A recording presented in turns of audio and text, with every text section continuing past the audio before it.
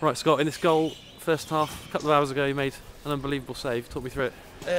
Just remember we were under the cosh for about 5 minutes. The ball, we couldn't get it outside our box. Lowy cleared one off the line, and they put a lot of bodies in there. And the lads got their bodies in the way of everything. And the lads whipped the ball in. And the lad Ellis, I think it was, got a great header. And luckily, I managed to get a good strong left hand on it. Yeah, you probably expected to be under the cosh a little bit tonight, but they really did press midway through the first half, didn't they? Yeah, I think they can count themselves very unlucky, but that's what we're about. We put our bodies on the line. We work hard for each other. We've got a good squad of 23 players who all work hard for each other, and everyone's got each other's backs. But like I say, we knew they were going to come at us, and thankfully we stood the pressure and hit them on the break a couple of times.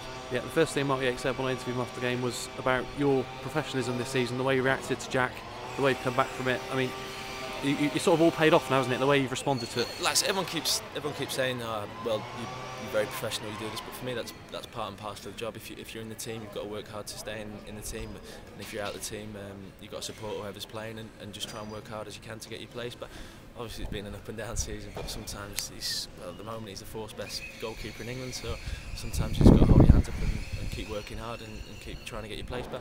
Yeah, what are you like at dealing with nerves? Because I mean, I was nervous watching it, especially the first half. I mean, do you have the ability to sort of shut all that out? I thought, to be honest, before the first leg, I thought I'd be quite nervous, but once you get out there, you just try to treat it as another game. You played at Wembley Road hundreds of times, you played here a few times, and that, so you just try and just treat it as a normal game. But obviously, it's difficult when you know the cameras are there and everyone's watching back home. But kind of got used to it. So we look forward to doing it again at Wembley. Yeah, and you're on the bench at the Millennium Stadium 6 years ago. Yeah. Great day, great experience. But now you're going to be in the thick of it. You're going to be number one. Yeah, well, I just said over there, touch wood. Like hopefully stay fit and keep working hard in training. Hopefully stay sharp for the final and be a dream come true to walk out at Wembley. Yeah, at the back obviously you had plenty of saves to make today, but the back four again, they've had a lot of questions asked of them. Steve Elliott, Alan Bennett, and the fullbacks. Yeah, I thought they were all every 1 to 11. I thought were absolutely brilliant tonight. Like I say, I think Benno's made the absolute massive difference this season. Last year Stevie was sort of like doing it on himself at the moment. Last season he didn't really have someone like Benno to come and dominate and do well, and like I say, I think he's been absolutely brilliant, both of them this season, and Sido and Lowy I thought were outstanding as well. Yeah, does Marlon practice many free kicks against you in training?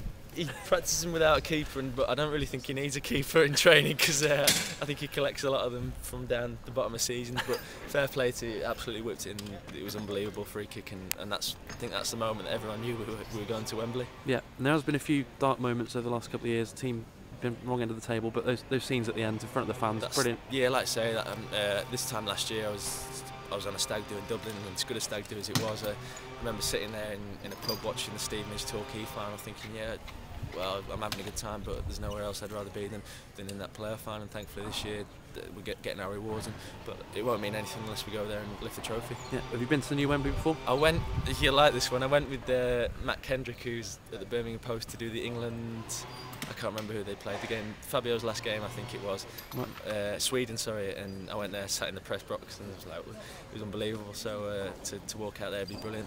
Yeah, 90,000 seats. Obviously, it won't be full, but still going to be a big crowd, a big following from Cheltenham, weren't there? Yeah, I think they did take 15,000 to 18 to Wembley, and I think 15 to Millennium. So hopefully we'll get 20,000. I'm sure crew will bring it through. But it'd be just a great occasion for everyone at the football club. But like I say, it won't mean anything unless we lift the trophy. Yeah, and I hope you don't mind mentioning finally. Obviously, crew have done double over you this season. Everyone remembers what happened there last year, so it is another chance to show how far you come. Yeah, like I say.